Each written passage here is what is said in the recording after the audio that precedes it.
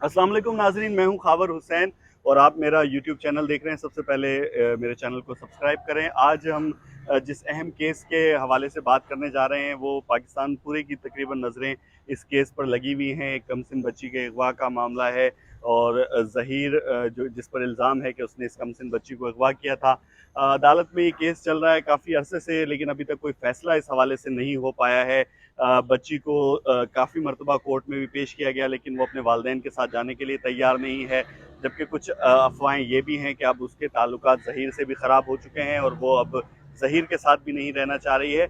ये केस एक केस नहीं है, इस तरह के मुतादिद केसेस हैं जिसमें बहुत छोटी उम्र की कमसिन बच्चियाँ जिनकी उम्र 13, 14, 15, 16 साल है, वो घरों से भागकर किसी न किसी से शादी कर रही हैं और फिर इस तरह के केसेस सामने आते हैं। अदालत को भी काफ़ी मुश्किलात का सामना करना पड़ता है इस तरह के केसेस को, क्योंकि सूबों में उम्र का जो तयन है उसका करना में भी फ़र्क है। पंजाब की जो कानून साजी है उसमें 16-17 साल की बच्ची को निकाह करने की इजाज़त है, जबकि सिंध में 18 साल उम्र जो है वो लाजमी होनी चाहिए।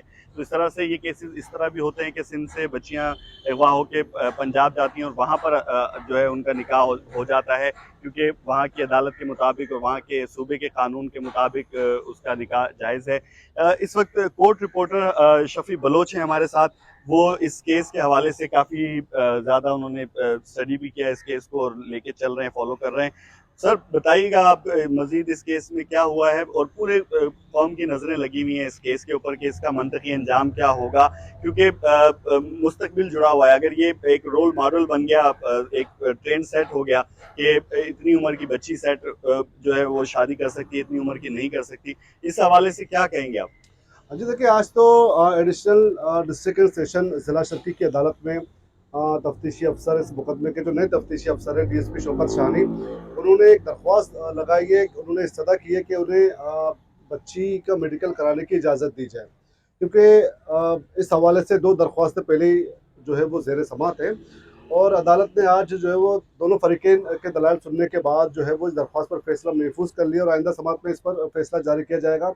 जबकि इससे कबल इसी तफ्तीशी अफसर ने जो है वो जुडिशल जो है वो मजिस्ट्रेट के सामने दरख्वास्त लगाई थी और उन्होंने जो है वो आईओ की ये दरख्वास्त मुस्तरद की थी। उसके बाद उन्होंने डीजे से रब्ता किया।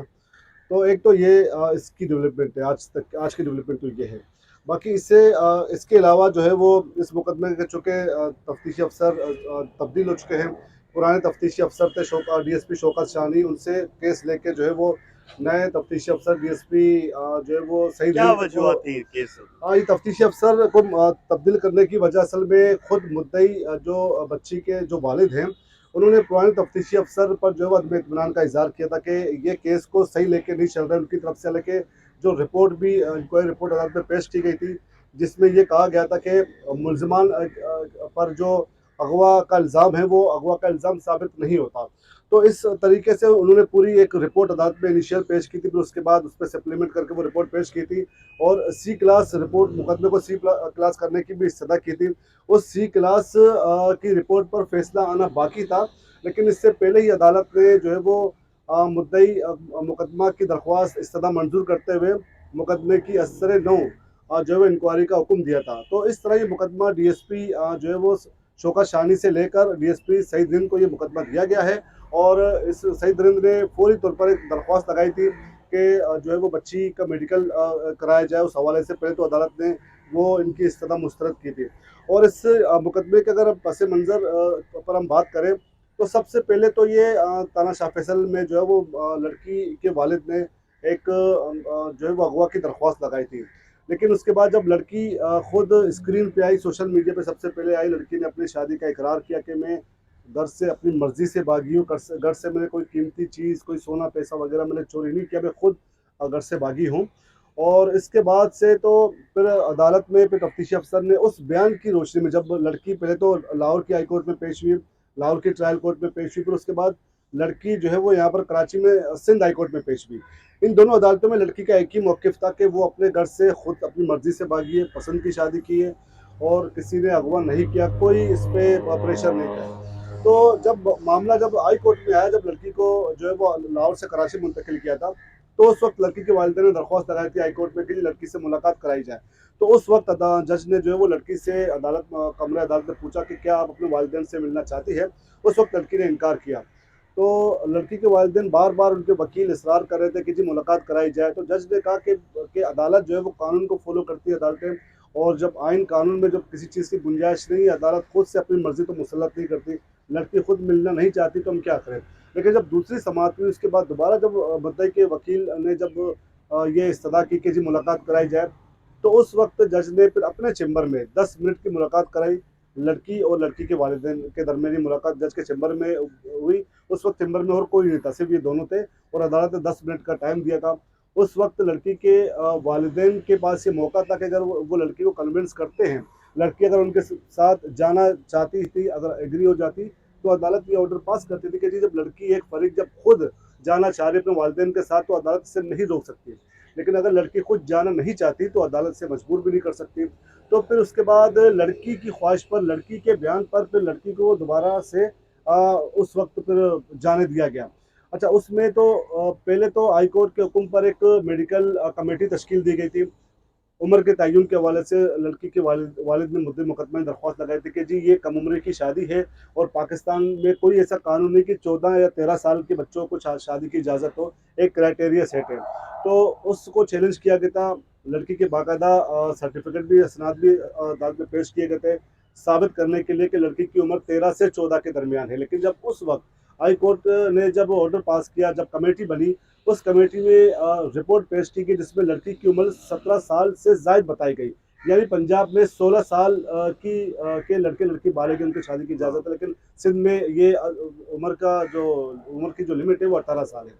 तो उस रिपोर्ट की बुनियाद पर अब तो चूंकि इसमें मतलब कोई करप्शन का एलिमेंट शामिल था कि कैसे उन्होंने मेडिकल रिपोर्ट गलत दी? नहीं, उसमें उसमें कुछ यूँ है कि सबसे पहले तो चूँकि शादी कराची में नहीं हुई थी, शादी हुई थी लाहौर में, तो उस चीज़ का बेनिफिट मिलेगा कि 17 साल लड़की की उम्र है, तो मतलब वो शादी के काबिल है वहाँ पर। लेकिन उसके बाद फिर लड़की के वालिदैन ने फिर सुप्रीम कोर्ट से रब्ता किया कि जी हम इस मेडिकल, पहले तो हाई कोर्ट में वो दरख्वास्त ज़ाहिर है, पर हाई कोर्ट ने कहा कि वो डिसमिस हो गई थी प्ली। सुप्रीम कोर्ट में गए, सुप्रीम कोर्ट में ये सदा की गई थी कि लड़की की उम्र के तयन के लिए बाकायदा मेडिकल बोर्ड तश्कील दिया जाए, एक्सपर्ट उसमें हो, डॉक्टर्स हो। पहले जो था वो एक्सपर्ट नहीं थे वो लोग? वो भी एक्सपर्ट थे, वो सिविल हॉस्पिटल के, मतलब वो एक्सपर्ट है, डॉक्टर्स थे, फिर सिविल उन्होंने बैठे ऐसी थे। रिपोर्ट क्यों उन्होंने बनाई कि वो 13 साल 14 साल से डायरेक्ट 17 साल की उन्होंने उम्र? रेस्ट टेस्ट किए थे, कलाई के टेस्ट किए थे, तो उसमें उस रिपोर्ट के मुताबिक लड़की बालिग थी। लेकिन जब दोबारा लेवल एक मेडिकल बोर्ड तश्कील दिया गया था जिसमें 10 डॉक्टर्स थे, माहिर डेंटिस्ट थे, और इसी तरह मुख्तलिफ ब्लड सैंपल और मुख्तलिफ टेस्ट लिए गए। तो जब ये मेडिकल बोर्ड ने जब अपनी रिपोर्ट पेश की, उसमें 3 मुख्तलिफ मौक़िफ़ सामने आए। यानी जिन्होंने जबड़े का टेस्ट किया था, जिन्होंने ब्लड सैंपल लिए थे, जिन्होंने रीढ़ की हड्डी का मुआयना किया था, जिन्होंने कलाई का मुआयना किया था, उसमें इनकी जो है वो उसमें बिल्कुल फ़र्क था। किसी में उम्र लिमिट जो है वो 13 से 14 साल बताई गई, किसी में 16 से 17 साल बताई गई, और किसी में 15 से 16 साल। लेकिन बाद में इस पूरे पैनल में, पूरे कमीशन में, जब ये इन्होंने जो अपनी मुत्तफ़िका जब रिपोर्ट पेश की, उस रिपोर्ट के मुताबिक लड़की नाबालिग करार दी गई थी उस रिपोर्ट में, जो अभी दोबारा पेश हुई थी। लेकिन अब इस रिपोर्ट के बाद एक तो अब इनके सामने ये हो गया कि जी लड़की की उम्र 15 से 16 साल है, क्योंकि कमीशन की रिपोर्ट में ये बात अब डिक्लेयर हो गई है। ठीक है। 3 इनके अलग-अलग मौक़िफ़, वो भी अच्छा, अब उनकी भी इस निशानदेही केस की का गई क्या है। होने क्या जा रहा है? थोड़ा इस सा केस बताइएगा कि में ज़हीर के हवाले से भी बताइएगा कि उसके ऊपर भी अब साबित हो जाएगा कि अगवा किया उसने या क्या, किस तरह से? जी, इसमें अगवा का अभी दोबारा जब मौजूदा तफ्तीशी अफसर की जानिब से जो प्रोग्रेस रिपोर्ट जो तैयार की गई थी, उस प्रोग्रेस रिपोर्ट में भी जो परसों जो उन्होंने तैयार की थी, बताया गया कि जी इसमें तो अगवा का आंसर तो है ही नहीं। अब इसमें सारा मामला है मेडिकल रिपोर्ट पे, ये सारा मामला डिपेंड कर रहा है। इनकेस अगर वो मेडिकल रिपोर्ट के बाद अभी जब वो जाके निकाह को चैलेंज करेंगे कि मतलब 16 साल से कम उम्र है, 15 से 16 के दरमियान, लेकिन नियर टू 15, यानी 16 साल कंप्लीट नहीं हुए, वो जाके निकाह को चैलेंज करेंगे। निकाह को चैलेंज करेंगे, अगर निकाह नामा आपका गलत गैर साबित हो। कानूनी साबित हो गया, तो इट मीन्स ये शादी गैर कानूनी है। देन उसके बाद वो मुकदमा चलेगा। लेकिन उसके लिए फिर तफ्तीश अफसर ने प्ली की है कि पहले हमें मेडिकल रिपोर्ट कराने की इजाज़त, मेडिकल टेस्ट कराने की इजाज़त दी जाए, क्योंकि एक जिस्मानी ताल्लुकात का भी उसमें वो आंसर आ जाएगा। जिस तरह वो एक अलग से वो भी है, लेकिन उसमें एक तफ्तीशी अफसर ने ये भी उसमें एक कोट किया हुआ है कि मुल्ज़िमान पर जो है वो इंसानी स्मगलिंग का दिफा भी शामिल कर सकते हैं। अच्छा। उसमें ये चीज़ें भी हैं। तो अभी तो चीज़ें बहुत सी क्लियर होना बाकी है। पहले तो निकाह को चैलेंज करेंगे, उसके बाद जो मेडिकल उम्र के तयन के हवाले से जो मेडिकल की गई थी उसकी रिपोर्ट पर दोबारा से उस पर अलग से मामला उठेगा। तो ट्रायल कोर्ट में ये चीज़ें ऑलरेडी पेंडिंग है। लेकिन अब कल जब तफ्तीशी अफसर की जब दरख्वास्त पे जो फैसला सुनाया जाएगा, कल से मुराद कल परसों जब भी उसकी जो डेट लगेगी, उसके बाद ये मामला मज़ीद आगे बढ़ेगा, क्योंकि वो उस रिपोर्ट के बाद जब वो कब रिपोर्ट खत्म आएगी। होगा ये मामला? पूरा इसमें पाकिस्तान एक जानना एक चाह रहा है, नहीं, असल ये में मामला, इसका अंत क्या होगा? असल में एक प्रोसीजर है पूरा है, क्योंकि इसमें मुद्दई की तरफ से इस्तदा की गई थी, वकील की तरफ से, कि लड़के एक तो कम उम्री शादी को चैलेंज किया गया, चाइल्ड मैरिज रजिस्ट्रेड एक्ट के तहत इनके सर कार्रवाई चलती है, उसकी सज़ा भी है। फिर उसके बाद वो इसमें अगवा भी शामिल करना चाह रहे हैं। अब अगवा तो ऑलरेडी तफ्तीशी अफसर ने कहा जी इसमें अगवा का आंसर तो है नहीं, लेकिन बहरहाल चाइल्ड मैरिज की सज़ा तो है, उसका कानून भी है, उस पर भी केस चल सकता है। फिर उसके बाद मेडिकल करने के बाद फिर वो मामला भी दोबारा ज़ाहिर हो सकता है कि जिसमें वो फिलहाल भी सेक्शन लग सकते हैं। तो इन तमाम चीज़ों को वो कंपाइल करके फिर उसके बाद मज़ीद इसमें कुछ ऐड करना चाहेंगे मज़ीद, क्योंकि जब मुकदमा चलता है बाज़ औक़ात हमने ये भी देखा है कि जी अभी लड़की कहाँ पर है और उसका ज़हीर से राब्ता है या क्या नहीं, है? लड़की अदालत ने लड़की को शेल्टर होम भेजा है कराची के, क्योंकि पहले तो लड़की जो है वो लाहौर के शेल्टर होम में थी, फिर हुँ। उसके बाद वो कराची मुंतकिल हुई तो लाहौर के शेल्टर होम में थी, क्योंकि लड़की खुद कहीं नहीं जाना चाह रही। वो चाह रही है कि जी मैं अदालत अच्छा, की वो ही, ज़हीर की तरफ भी नहीं अब जाना चाहती। बिल्कुल, ना वालिदैन की तरफ वो जाना चाह रही है, ना ज़हीर की तरफ जाना चाह रही है, फ़िलहाल जो हुँ। चीज़ें सामने आई है। तो इसीलिए अदालत ने शेल्टर होम में रखा है और सख्ती से अदालत ने हुक्म दिया है कि लड़की किसी से नहीं मिलना चाहती तो कोई ना मिले। ना फ़रीक़ैन में से कोई भी हुँ। लड़की से मुलाकात ना करे। हालाँकि ज़हीर ने एक दरख्वास्त लगाई थी कि लड़की को अलग वकील करने का भी हुँ। मौका दिया जाए, लेकिन बहरहाल वो मामला तो अभी आना बाकी है। हुँ। उसमें एक मुल्ज़िम की तरफ से भी एक वो मौक़िफ़ तो था। ज़हीर की जानिब से भी कोई कोर्ट में यहाँ पेश हो रहा है? जी हाँ, ज़हीर ने तो यहाँ से ज़मानत कबल गिरफ़्तारी हासिल कर रखी है, क्योंकि केस अभी तक चल रहा है हुँ। और उस पर तो फ़ैसला होना बाकी है। निकाह पे जब तक निकाह पर जब तक तो फ़ैसला उसको नहीं ज़हीर होता, को कौन फाइनेंस कर रहा है? उसके पास इतने पैसे कहाँ से आ रहे हैं वो ये यहाँ? फाइनेंस की ऐसी ये तो सारी बातें हैं ना, अभी तो फ़िलहाल सिर्फ़ हवाई बातें हैं, क्योंकि ऑथेंटिक चीज़ वो होती है जो अदालत में साबित हो। हुँ। अदालत में आप भी जाके मुझ पर इल्ज़ाम लगाए कि जी इसने मुझे ये किया, लेकिन आपने अदालत में जाके प्रूव करना पड़ेगा। ज़हीर पर इल्ज़ामात है कि जी ज़हीर एक बाकायदा एक मुनज़्ज़िम एक गैंग गैंग का है। हिस्सा है हुँ। और ऐसे गैंग होते हैं जो लड़कियों को बेला-फुसला के लाके फिर बाद में उनको उसके साथ कुछ गलत करते हैं, उनको बेचते हैं। तो इस तरह का इल्ज़ाम ज़हीर पर है, लेकिन अब ये साबित होना बाकी है। तो अदालत में इसीलिए अब जिस तरह वो था कि जी पहले जिस तरह अगवा का इल्ज़ाम साबित नहीं हुआ, हुँ। लड़की खुद से गई है, लेकिन चाइल्ड मैरिज रजिस्टर्ड एक्ट जो है इनके से अगर वो इल्ज़ाम ज़हीर पे साबित होता है तो ये बिल्कुल एक उस पर जो केस बन सकता है और उसके अलावा जिनसी ताल्लुकात अगर बनते हैं तो वो भी वो अलग केस से बन केस सकता है। बनेगा। जी, शफ़ी बलोच ने ब्रीफ़ली हमें ये पूरे केस के बारे में बताया कि जिस तरह से किस तरह से शाह फैसल कॉलोनी में इसकी एफ़आईआर कटी और उसके बाद फिर इसकी तफ्तीश आगे बढ़ी और किस तरह से कोर्ट में ये ट्रायल हुआ और अब तक ये ट्रायल कोर्ट में जारी है। इसके केस में काफ़ी मर्तबा उतार-चढ़ाव भी आए। लोग काफ़ी ज़्यादा कंसर्न है इस केस से। पूरा पाकिस्तान ही देखना चाह रहा है कि इस केस का क्या अंजाम होता है आखिर, क्योंकि एक ड्रामाई शक्ल इख्तियार की हुई है इस केस ने। मुसलसल इसमें तब्दीलियाँ हो रही हैं।